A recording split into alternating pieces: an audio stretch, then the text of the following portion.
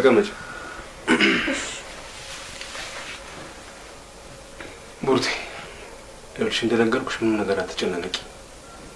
እሺ ኪሩቤልን ሰላም በል።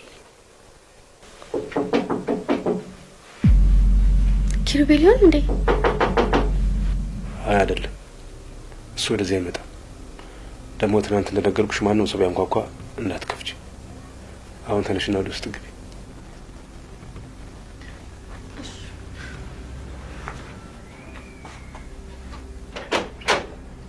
እንዴ ኪሩቤል እንዴት መጣ?